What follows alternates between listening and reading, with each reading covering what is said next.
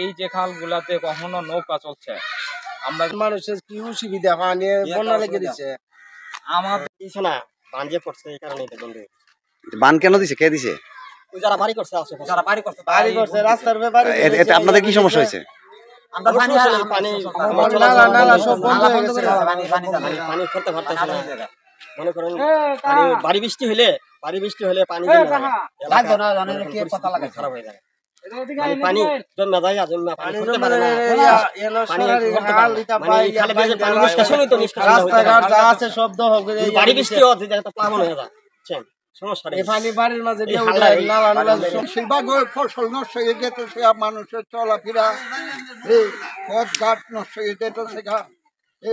আমরা সরকারের দ্বারা এই একটা আবেদন আমরা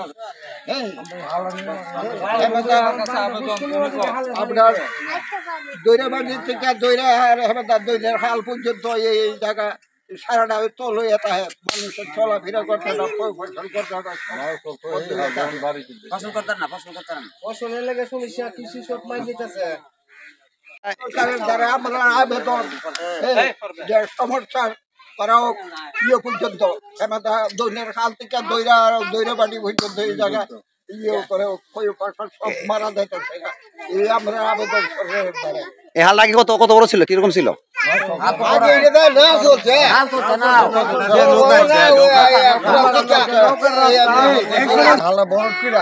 ছোট ছোট কালবার দিছে পানি হরবার লাগে 3 ফুট করে দিছে, এটা ছিল 18 ফুট ফাঁস। এখন এটা আমরা পানি হরে না, হর দিকে আমরা বাড়ি করে গিয়ে পানি উঠে কৃষি করতে সমস্যা, ধান টুন দিতে পারে না, সর্বদিক দিয়ে সমস্যা হয়েছে। আমরা উপজেলায় উনি আসছে, ওনার কাছে আমরা একটা দরস্ত নিয়ে যাবো, সবাই আশাবাদী। আমরা ময়মপুরি সবাই আসছি, এই হালটা নিয়ে আমরা সমস্যা আছে, এই হালটারে নির্মাণ করা দরকার, তাহলে আমাদের সবার সুবিধা হবো। বাড়ির অত্যাচারে আমরা খুবই ভুক্তভোগী। আমরা চাই সরাইল কিংবা যে কোনো দেশবাসীদের কাছে আমরা অনুরোধ করি, চাই আমাদেরকে মুক্ত করে দেন, খালটা পরিষ্কার করে। জি ঠিক ঠিক আছে,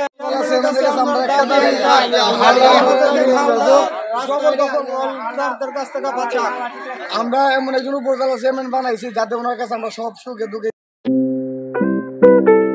অত্র অঞ্চলের জনগণের একটাই প্রাণের দাবি, নবনির্বাচিত উপজেলা চেয়ারম্যান জনাব শের আলম সাহেবের কাছে একটাই দাবি, এই খাল উদ্ধার। এই খাল উদ্ধার এই অঞ্চলের মানুষের প্রাণের দাবি। এই অঞ্চলের মানুষের বাড়িঘর, তারপরে ফসলি জমি অল্প বৃষ্টিতেই নষ্ট হয়ে যায়, পানি উঠে, সেই জন্য ফসল নষ্ট হয়ে যায়। তাদের একটাই আকুল আবেদন, এই খালটি ভূমিদস্যুদের কাছ থেকে উদ্ধার করে তাদের খালটিকে বহমান করে দেওয়ার জন্য। মুরব্বীরা বলেছেন যে আগে এই খাল দিয়ে নৌকা চলতো, এই খাল দিয়ে মানুষের নাইলার বুড়ান্ত, তারপর পাট জাগ দিত। আজকে সেই খাল নাই, সেই খাল ভূমিদস্যুদের হাতে বিলীন হয়ে গেছে। তাদের একটাই প্রাণের দাবি, তাদের এই খাল উদ্ধার, এবং এই খালের উদ্ধার হলেই তাদের বাড়িঘর ভালো থাকবে এবং তাদের ফসল ভালো হবে। তাদের ফসল করতে পারতেছে না, সকল জমির ফসল নষ্ট হয়ে যাচ্ছে। সকলের প্রাণের দাবি এই খাল উদ্ধার করা হোক। ধন্যবাদ সবাইকে।